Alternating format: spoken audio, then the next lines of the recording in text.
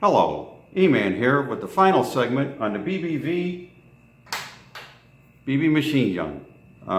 Today we're going to talk about some of the not so special tools that are required to build a BBV series. The BBV series submachine gun and machine gun, a unique concept where the BB is not just a projectile, it's also a working part. Okay, enough of the promo. All right, so safety tip of the day. The BBVs, due to their pistol grip blow-off valves, do not have safeties. Probably wouldn't be hard to think one up and install it. But just be aware of that. I had a personal experience not long ago. Hooking up the air, inadvertently had a finger on the trigger, rattled off about 6 BBs into the deck. Thank God my foot was not under the muzzle. There's enough people in the hospital during these times who are sick and injured through no fault of their own. They don't need an idiot like me down there who got injured of his own accord. So that was a near miss, and so be aware of that. Please be careful. So we're going to talk about these not so special tools today. Hate to disappoint you once again. Sorry, I'm really good at it. Anyway, first off, a set of diamond encrusted needle files. These are fast becoming probably the most awesome thing I've ever bought at Harbor Freight. I'm constantly reaching for these things. They're super aggressive. I really thought I was going to be disappointed with them. But as disappointed as I thought I was going to be, I'm that much more happy with them. So these things are really great. They're cheap too. Really handy to have around. Also, automatic center punch. Okay, yeah, I know, not real special. But why an automatic center punch? Well, this is so you can punch the center of your holes that you want to drill without throwing the tubing out around. There's other ways to make center punch marks. This is a good one. I've never collapsed or dented or had any problems with the tubing not being round after I made my mark, and it works real nice. It's handy. What else we got here? This little stencil. This is a handy thing to have.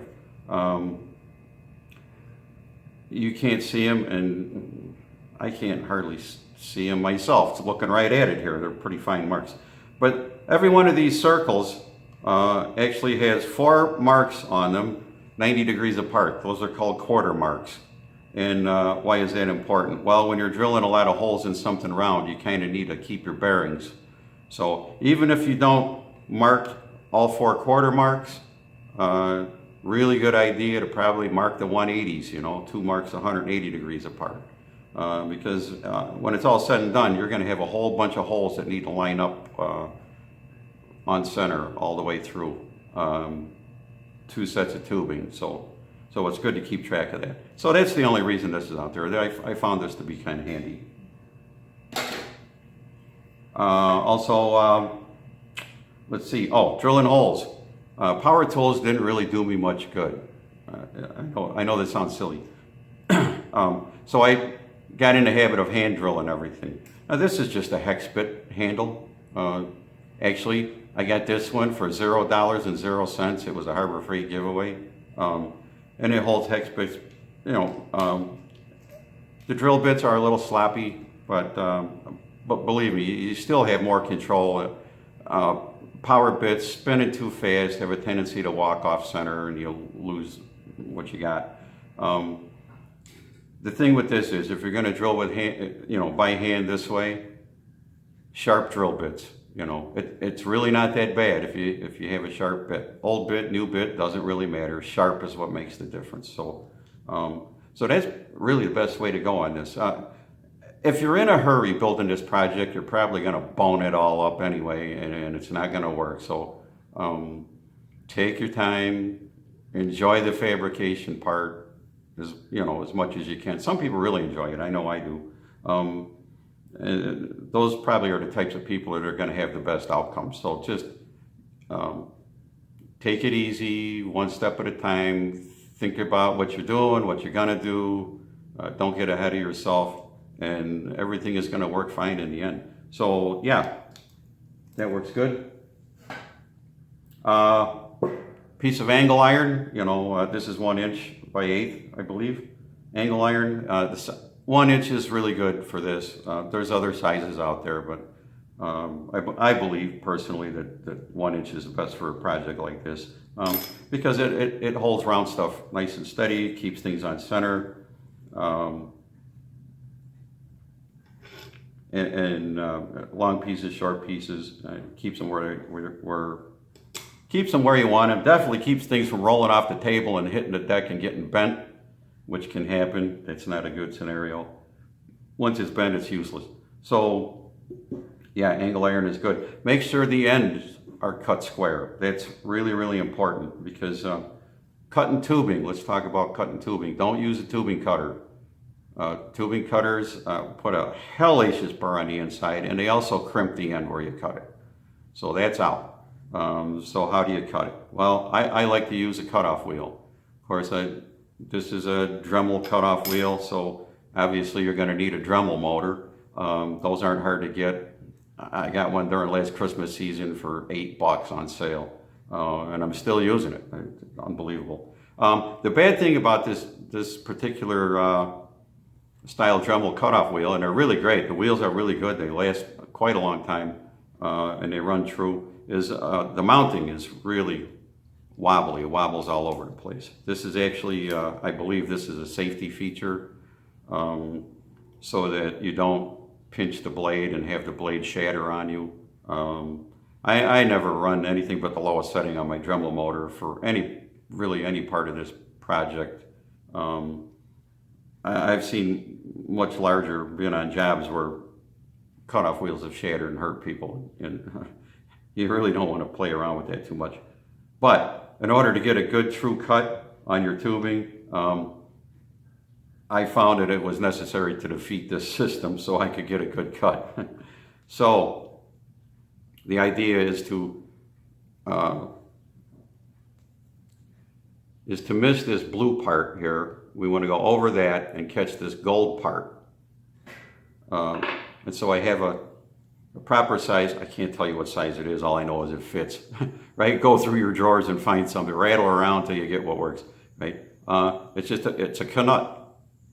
Yeah, I know, knut. It's like a knife, only backwards, because knife, the K is written, but you don't say it. I don't know if you knew this, but knuts are the opposite.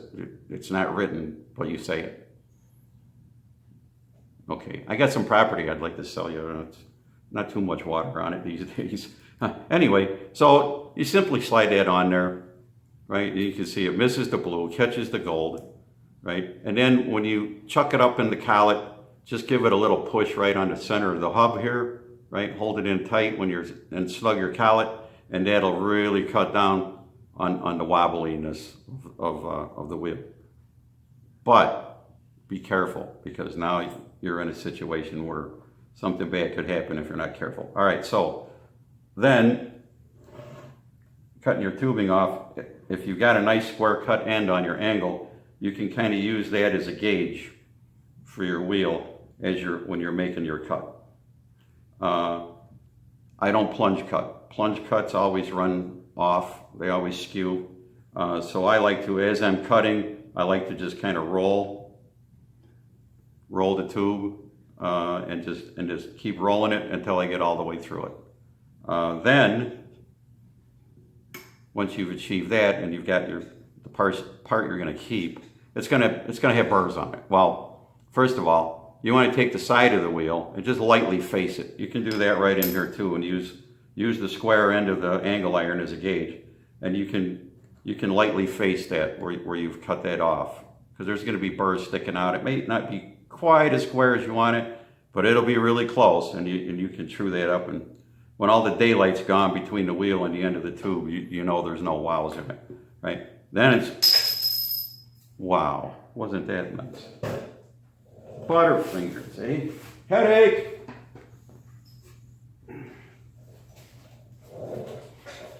Okay, so you're going to be all burred up.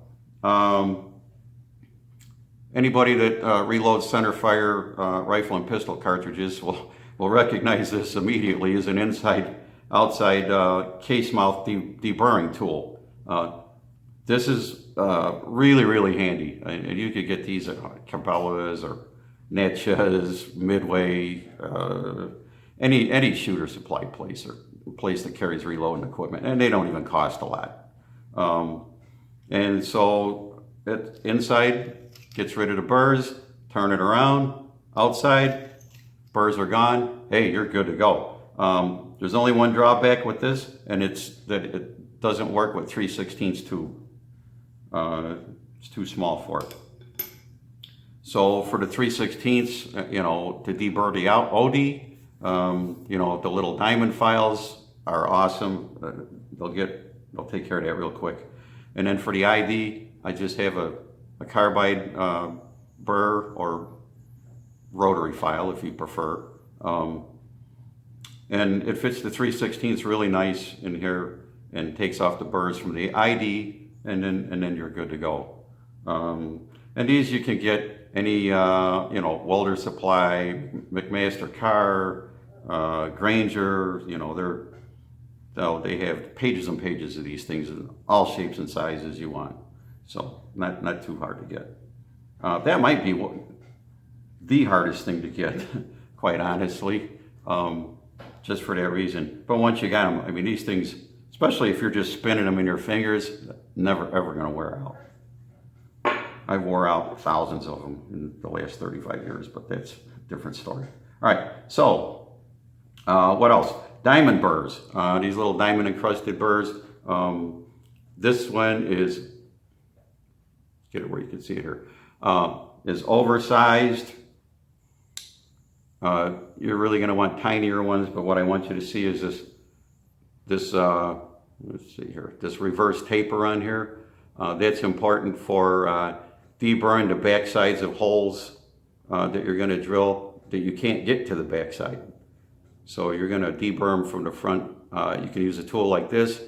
A ball burr will get them pretty good too. And you can get a round needle file in there.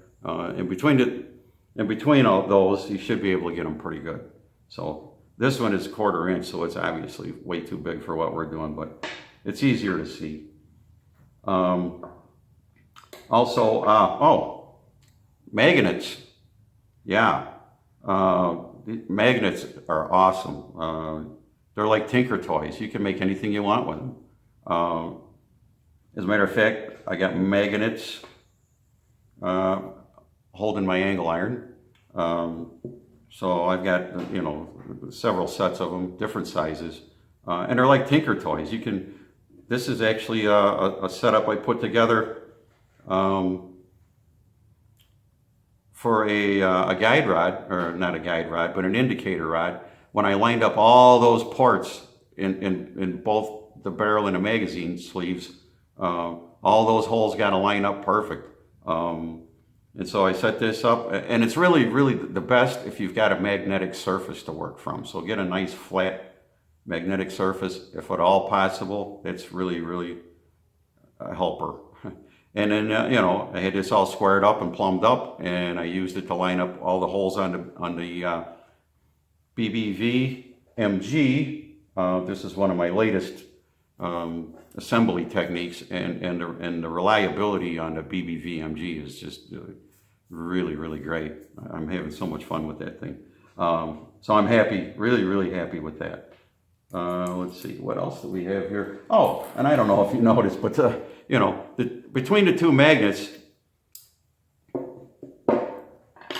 this is how stupidly simple this stuff is, right? This is just the blade from a small combination square. And a little combination square is also handy as well. Not special by any means, but handy for sure. Right, so we went over the magnets, we went over that and that. You're probably going to have to make some adjustments. I know I do. You put it together, try it, see, and I got to change something. So since everything's glued together, now you got to physically cut it apart. I usually tack. I believe I've mentioned this a number of times already. but I'll tack with super glue, and then I put instant set epoxy fillets on there. And these, once again, tiny parts. This stuff is, there's going to be times this stuff is really tedious. You know, if you do a little bit and you're getting tired and a little aggravated, hey, take a blow, man, come back later on when you feel better, more like tackling it.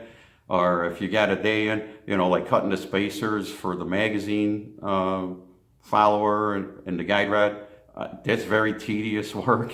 And if you get that done and it's like, you know what, I've had enough for the day, go ahead and knock off.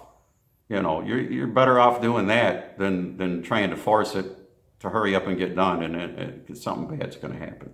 So, at any rate, so you can see this is a pretty aggressive ball burr here. This is really good, and this size is what I use for bulk removal of the fillets, the epoxy fillets. And when I get her down to where I'm down to the bottom, I got this one makes my teeth hurt. Teeny tiny little one here. You can see there's, I don't know if you can catch that, but teeny tiny little ball on the end. And that one you can take the rest of the way down to find your parting line, and you can take it apart and save both parts. That's the whole point, is to save both parts so that you can make your little modification, maybe shave a little off something here or there, and then fit it back together and tack it and glue it. On the submachine gun, I must have done that 6 times just on the diaphragm housing. So you can really save yourself a lot of work if you can get it apart without destroying it, make your modification or your adjustment, and then just put it back together. So that's about it for all our so-called special tools and some techniques. And let's see here. One other thing I wanted to talk about, well, a couple of things.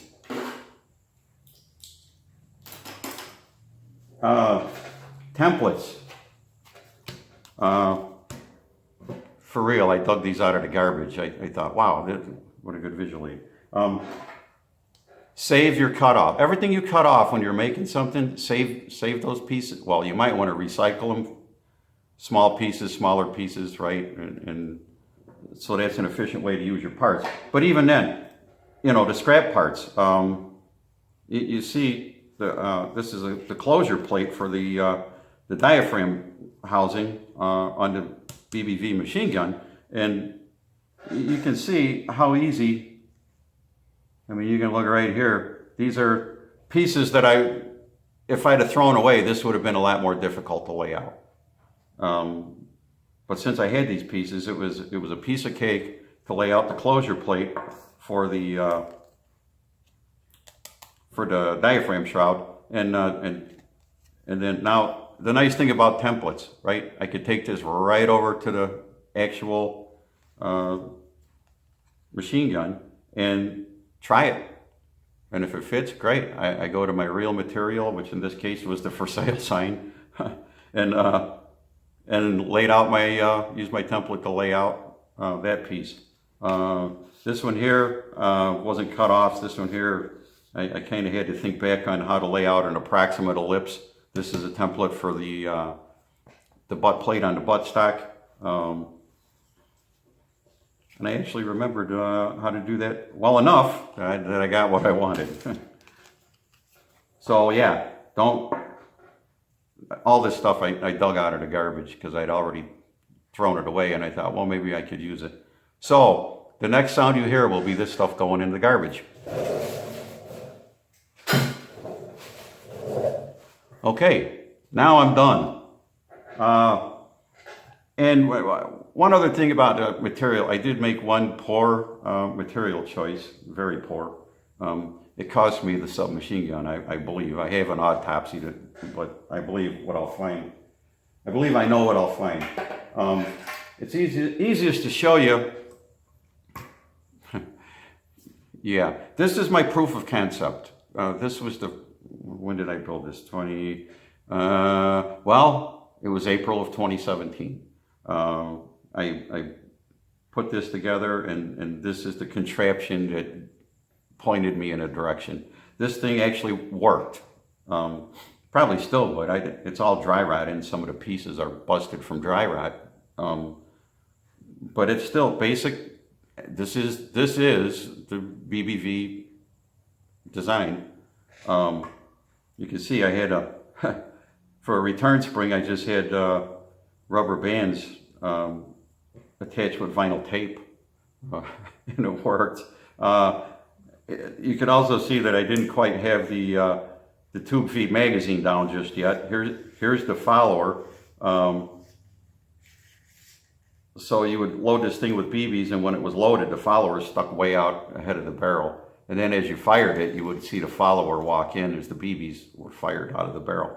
And so the spring loading is just provided by three retractable lanyards that are vinyl taped to the barrel. I tried two, it wasn't quite strong enough, and I had to add a third. So there's, well, you get those three for $1.50 or something like that. Anyway, so this is the proof of concept that I built before I really got started. And this whole thing has been, it's run hot and cold, and there's been times when I ran into, issues of what to do. And if it wasn't that, it was, well, how to do it. And so, I'd make progress, and then it'd set, and then I'd make progress, and then it'd set a while, and that's just kind of how things go when you're working from zilch. Anyway, so what I really wanted to show you, and this actually has an identical rate of fire to the BBV submachine gun. The barrel lengths are within an inch of each other, so very, very similar, if not exactly the same. Somewhere right in the ballpark of 1,000 BBs a minute. And I don't know if you can see this, but right in here, you'll see it looks like a canut, and it is a canut. There's a stopper here. It's an over-travel stop to keep the BBs from going too far and not lining up with the feed port. So there's actually a small stove bolt, a little screw with this nut. At the time, I thought it would be a good idea to make it adjustable. But I found that if you just cut it the right length and fit it properly, adjustment is not necessary. The main thing is this is steel. Also, you can see now the holes I'm talking about have to line up. This one's kind of a nice example because you might be able to see right through there.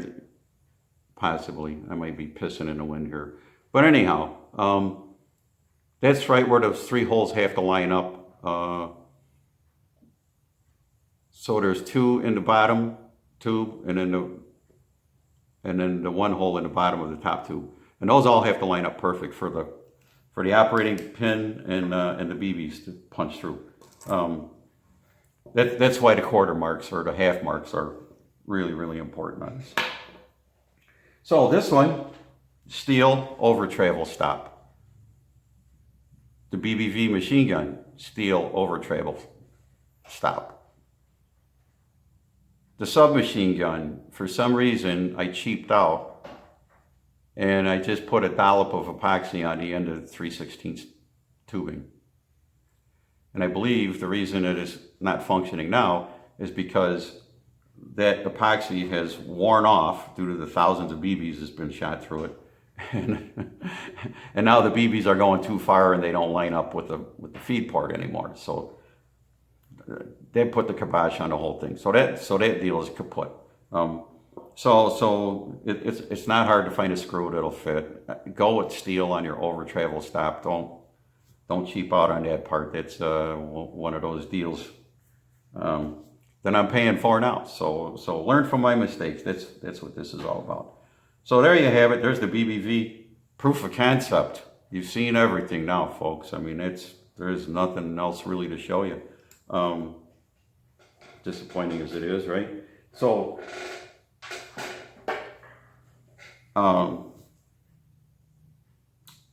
yeah, give me a sec. I will be back shortly. Let me find my gizmo here. And we'll stab that and see if I get lucky.